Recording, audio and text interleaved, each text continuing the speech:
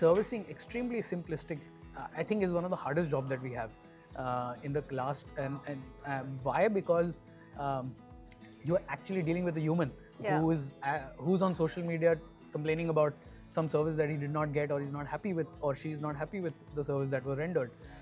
And therefore, that human touch in the room on how to make communication, say, still single line or 2 lines, but very informative, so that you genuinely care and assist people, no matter how many conversations you do in a day. Hello everybody, welcome to the episode of Locobuzz podcast, where we will talk about AI and CX, a place where technology meets the heart.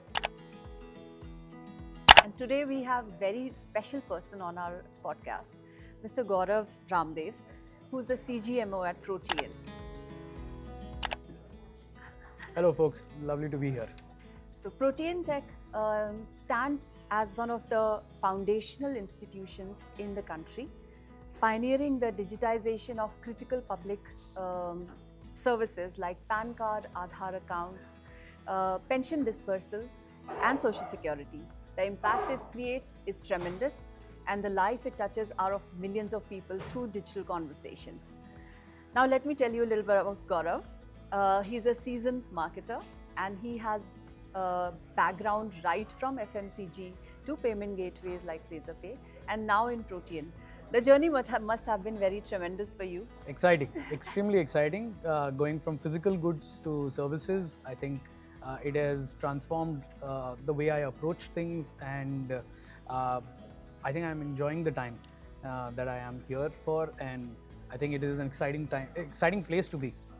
So I have first question. Let me start very interestingly. How does Protean, because like we discussed earlier, it is essential for all of us right now for signing anything, for proving ourselves, our identities, etc. Where does it weave inclusion and dignity using the technology? Because it's a very difficult place to be in. Yeah. So how do you manage to do that? Cool. Before we get started with the question, there is some B-roll takes that I would like to give to the team. Sure. While you said you don't get paid, I get paid to speak about Protean. So let me explain to the audience what Protean does. Protean is a mega infrastructure organization, a digital infrastructure organization. It has built the rails for almost everything that you can imagine that you use today. Every time you do an eKYC, most likely Protean would have helped the bank in the front or the fintech in the front that you deal with to do your eKYC in the background. Every time you ask for you put in your Aadhaar for authentication, it is most likely that Protean would have authenticated you as you. Apart from, of course, solving for pension for India in conjunction with the government of India, and solving for your PAN card, perhaps the most essential identity that you may have to see your career grow. So that's what Protean does, and Protean has been at it for about 30 years. Wow. The question that you asked, how do we solve for inclusion at this scale? I think we have to take a step back to understand how the philosophy of the organization has evolved on looking at a problem statement. Right. The philosophy or the ethos of Protean is built around the goal that we are solving for, and not really the tools that are meant to use it. So we see technology as a great enabler for the end goal that we want to serve, and our end goal, as stated, and I'll repeat that, is to serve every citizen of this great nation. So if we look at the human presence in the room and we solve for a human at the end of the day, I think that's very, very essential part of how we build scale. I think the second part is build with empathy. I think sometimes as marketers, I'm guilty of it too. As founders, perhaps we all look at metrics, and metrics is the defining metrics are the defining measure of direction, whether we are moving in the right direction or not. But somewhere we forget the human element touch. Involved, Absolutely. where a service which might be given in a few days of time, that's how many days it takes for us to provide a service. But was that service provided or not in full completion on time? Because that is essentially what we see our role as. Second, I think we have to take a higher ground every time we do stuff. And it's not to be pompous, but I think it is more to do with what essentially are we doing. And if you look at our role of enabling every Indian to be on a financial inclusion journey, that I think is a very differentiated way to look at your job when you go to the office every day. Because we essentially see every part of India, be it rural, be it the underserved in any manner, bringing them on the financial inclusion journey of India, so that there is a level playing field as you move along. So I think, and it's a tough job, because at the end of the day, the level of literacy when you go, the minute you move away from the metro cities, and the level of I think security, or the sense of that is not there. Absolutely. So that creating that literacy and then creating that security, that okay, hey, I am here to help you. So I'll give you an interesting anecdote. Having worked in some of the best organizations in India, I think we all design for people like me in the room. So when a discussion happens, you usually put yourself and your reflection on it, this thing. But for us, perhaps that 1% of India that we belong to, it may not be the right persona that you're chasing. So therefore, when I say underserved, I mean the last pin code, say in the northeast of India, or in the north of India, or in the west of India, or south of India. It means people who are not digital literate. It means assisted journeys. It means assistance on ground. I'll also share another fact that is not well known about Protean. So while we operate in a very phygital manner, which means that while digital is a very, very strong aspect, while we build everything digital and we serve digitally, but there is a large part of business which gets served through the offline physical channel.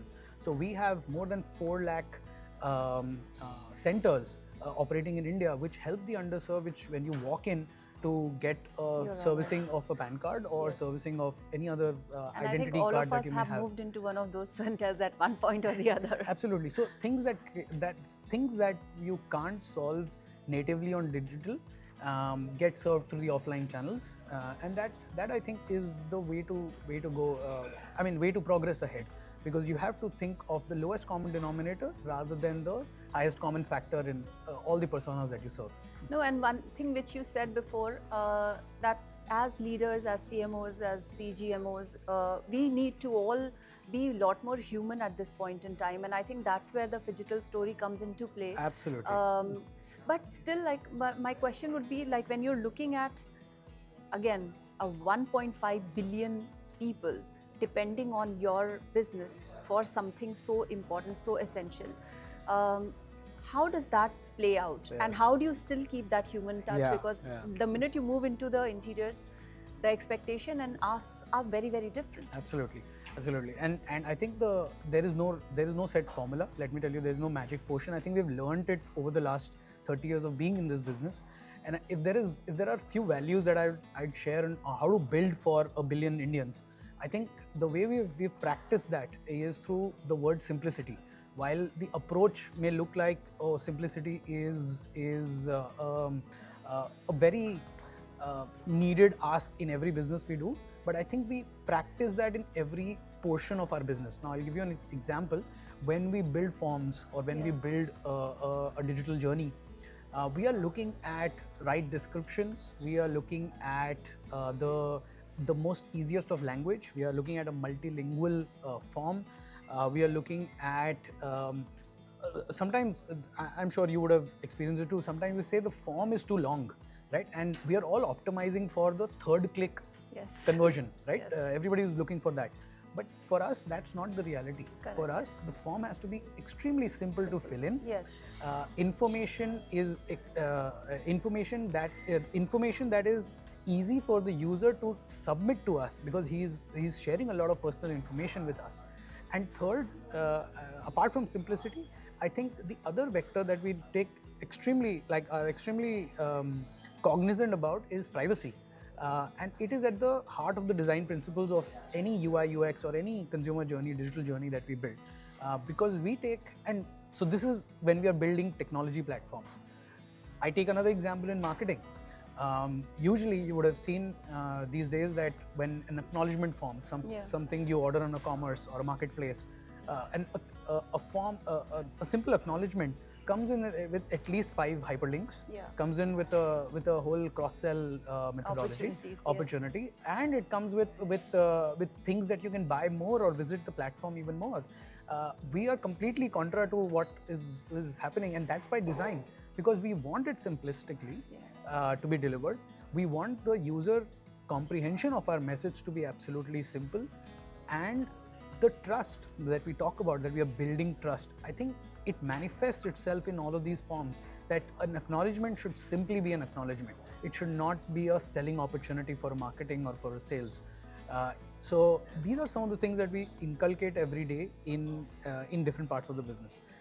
The third portion, perhaps, servicing.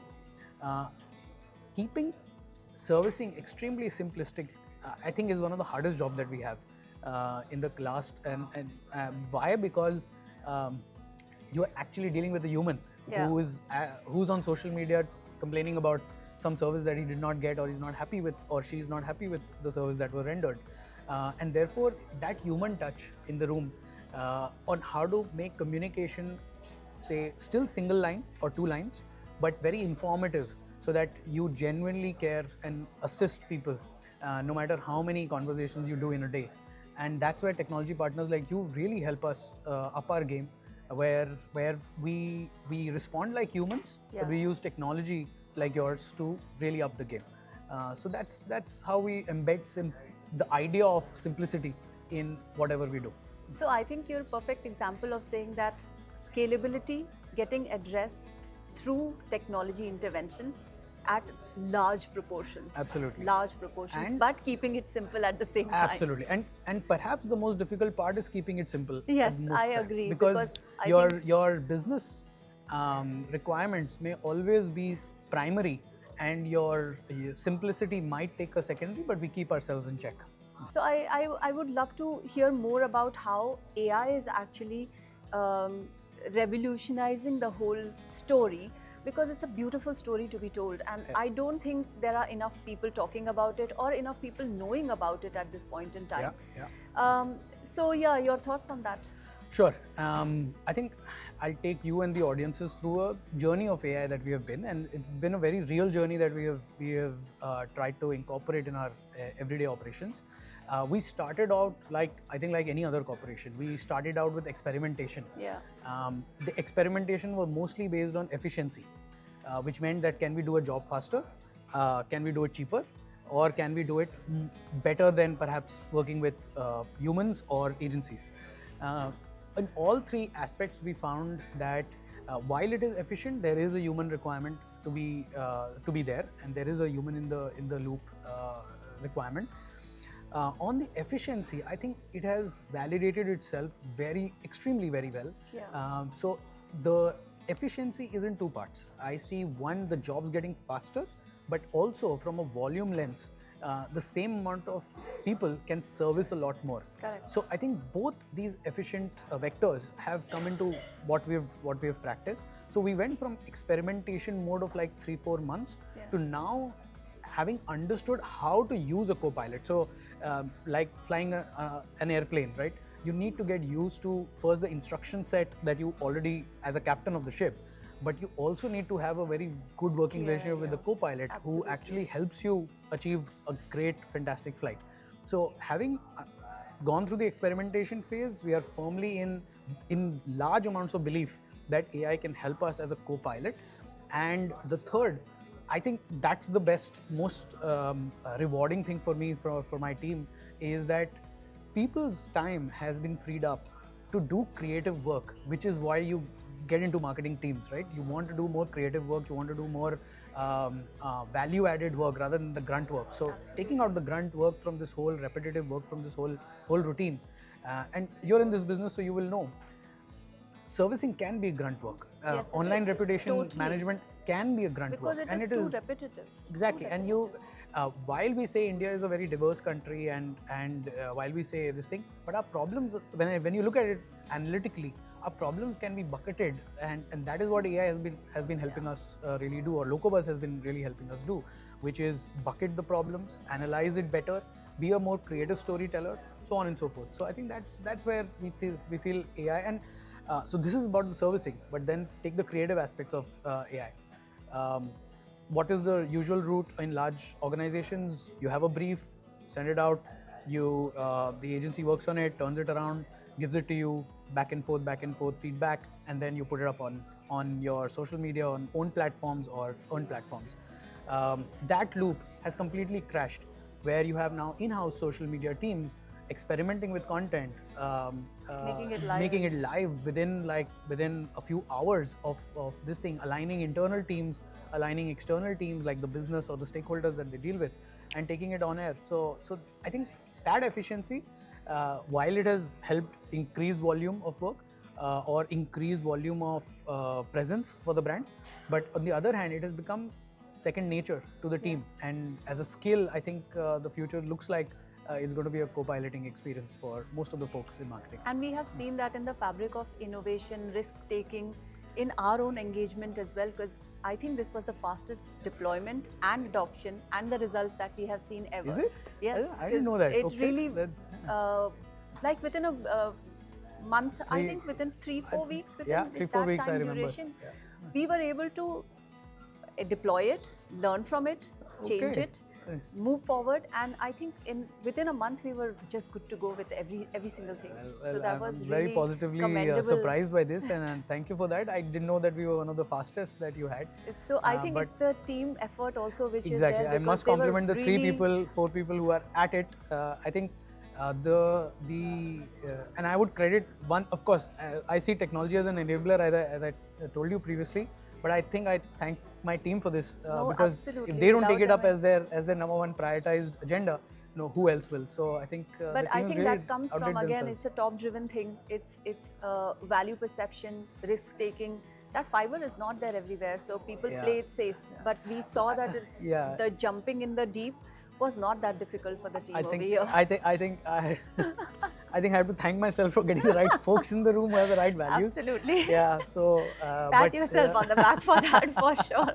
But not sounding pompous about it. But I think it's the people in the room that make it happen, and I must credit this to the 4 of them who really who were diligent about it and really got this going. So kudos to them if they're one of the case studies that Now, we have. my one question would be, from here to next, Yeah. where do you see the future of AI within Protean? Where do you see Protean as well? And how AI do you think will be a co-pilot in that development? Sure. So I'll divide this. This can be a longish answer, but I think I'll put it into different brackets of marketing that we operate. So on product marketing, enabling stakeholders and so on and so forth, I think we are focusing on efficiency and volume both. Yeah. Why? Because there are just enough and more amount of collaterals to be made for the business stakeholders.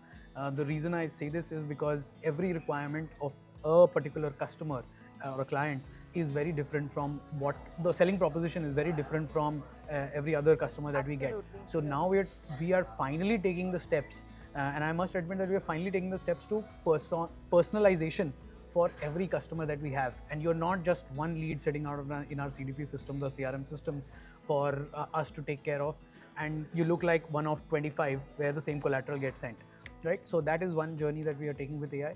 The other journey that we are taking with AI, thanks to your help, is remove the grunt work from servicing, which means basically move teams from response creation and handling to creative storytelling. So, and if I have to give you metrics that we are tracking, we are looking at CSAT improvements by at least a couple of points.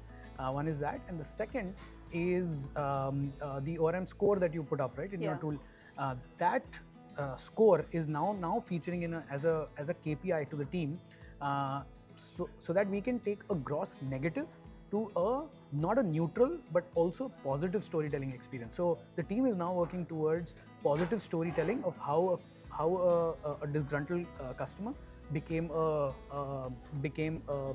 ambassador to the brand. So yeah, but ambassador is really up there. So, but at least was positively satisfied with the experience of dealing with us. So I think that is a journey that they are taking, and therefore they have a lot of agenda on their hands of new things, of trying new things, of of approaching the same problem in 3 different ways, and how they can storytell about Protean and build the brand through the ORM function. I don't think anybody is attempting to build a brand through the servicing module.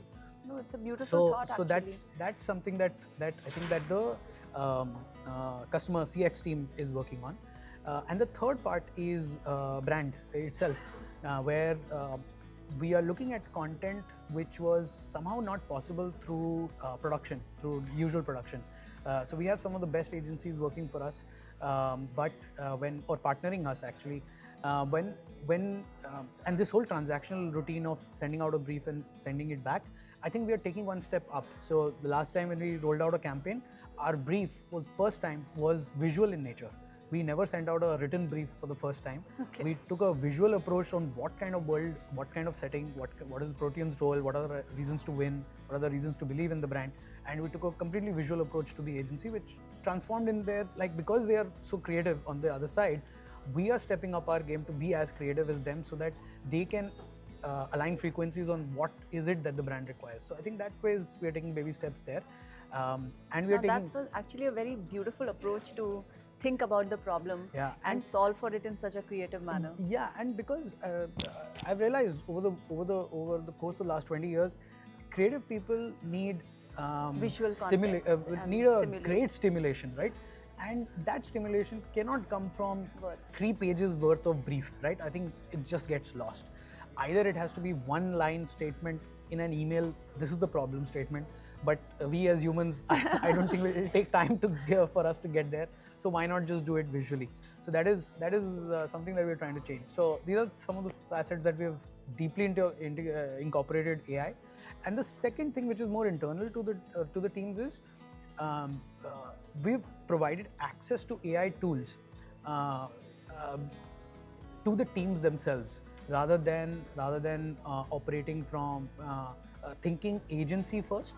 We are trying to transform the thinking, cultural thinking within the team to be self first, which means if there is a design job to be done, or if there is a social media post to be put out, perhaps Canva can be your first gateway rather than an agency. And it's a win-win for all in my view, because the agency gets to do the real creative and the large projects, and the grunt work again gets simplified with this thing. Similarly, on other facets as well, I think we are trying to elevate our partnerships with our agency networks as well, so that there can be a lot more creative work flowing in the marketing space. So that's how. And about the future of AI, I think it's going to get even more. When I say that, because I think on one side you have tools which are, say, at a capability X today, and that's going to improve significantly as we move forward in a year or two. And then there are people who are using it as a co-pilot, as an experimentation, or perhaps embedding it in their daily routines today, which should which should transpire into having a hybrid. Everybody is a creative storyteller, and everybody being a owner of a metric, right? Eventually. So I think that way it's going to be a win-win for both sides. There's a lot of talk in the town that AI will take our jobs. So what is your view on that? I feel having now dealt with all the new tools that enable us, I see it firmly as a co-orchestrator in the room. I think it's time that we wake ourselves up to the possibilities of what AI, and if we with great responsibility, great power comes great responsibility, as a very famous dialogue. But that's exactly what we need to visualize in our daily routines. We are now writing better. I'm sure you would have received a lot of emails, which are now the best pages in UK. Yeah, and we are seeing a lot more. So I think, having stated this, I think we need to aspire to be better than the noise out there, because there is going to be a lot of noise using these tools. And so our job, while it is becoming easy, it is also becoming tougher at the same time, because the average is no longer average. The average has moved up, and therefore you need to be better than the average all time. So I think it's going to be a complex and a tricky way forward, but I'm fully in support of using these tools for betterment of a brand. Since we talked about so much about the human element, now there are two portions to the human side. One which is external, which is customers, and everybody is talking about customer first, whether it is you, us, or any other business from that aspect. But then there is very important voice, which is inside, which is internal, which is of employees. How are things shaping up in that direction when it comes to Protean? And over your years of experience, what have you seen that, how productivity and efficiency of people have increased over a period of time because of the use of technology like that? Yeah, without losing the human touch. Without losing the human touch, Yeah. sure. I think there is a very famous quote, charity begins at home.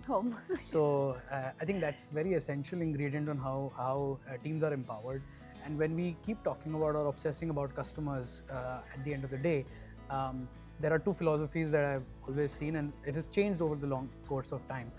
One philosophy is, while customer obsession is great, employee obsession is second to that. Yeah. So I think that's essential in how employees feel, because only then they are empowered and they feel right in terms of servicing the customers out there. So that's one. The second, I feel, is empowering. While it's a very macro concept, I think you see it in action with autonomy. And empowerment should not be a very empty word, and therefore autonomy and empowerment, when it's not something which is kept in our pockets and leaders and we hand it over to somebody. You generate a value system of experimentation with a safety fence around it. So you set up the rules, but you allow them to fly for those kind of experimentation. And I keep telling the team, and I've seen this as we digitize and even rapidly digitize as we move forward in our lives. I think getting it 1% wrong may not be the make or break for a brand. I think it should be okay if you're a brand large enough to allow for a 1% experimentation in your entire scheme of marketing things. So you get the 99% right, but I think there is room for, and 99 and 1 are just numbers. I think you can have any ratio on how you operate, but allowing that room for experimentation, like in this case, using new tools, subscribing, putting in a little bit of marketing budgets every month to have at least 25 tools which get used or don't get used. On the other side, it's okay if out of the 50,000 volume that we deal with, perhaps getting 5, while they are customers at the end of the day, but getting 5 and experimenting with them in terms of new ways of storytelling, new ways of servicing, I think it should be allowable. And therefore, that kind of balancing speed with what the regulations suggest or what the business has put in place, versus allowing them to think beyond just their usual day job. I think that is the balance that you need to strike, and it's experimentation which will lead us there. So I think that human touch starts at home first, and second, giving them the tools and the empowerment to fail a little, and it's okay to fail a little in order to move ahead in with that. So I think as an entrepreneur, I have learned that lesson quite a lot. I think thanks to Razorpay, I learned these values because experimentation was core values and philosophy. At Protean, I learned that simplicity is a great value to have, and second, autonomy is great to have, to just run businesses with smiling people rather than with people who are perhaps who are just obsessing about one thing, which is X customer. So I think balancing both of them might be the right way. So now we are ready for a fun section. Okay. Where I'm gonna ask you very tough questions. Yeah.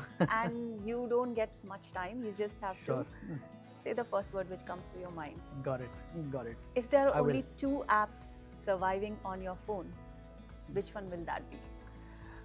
I can use this as a selling opportunity to say Protean account aggregator download karo, or NPS app download karo. But if it has to be me, I would have YouTube Music, because music, I think, is the soul of life, and Google Maps, because directionless. So directionless is you're heading to nowhere. So you need to have your direction right. Favorite city in this country?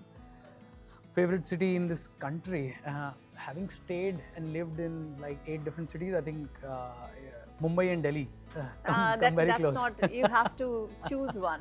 Okay, Mumbai, because I pay my taxes That's what. here. Yeah, that's what we wanted to hear. 2 favorite books from the recent times which you would recommend the listeners. Two to pata nahi, but let me recommend The Coming Wave by Mustafa Sulaiman. I think it'll give you a peek into the future of what AI can do for you in your life. That'll be awesome.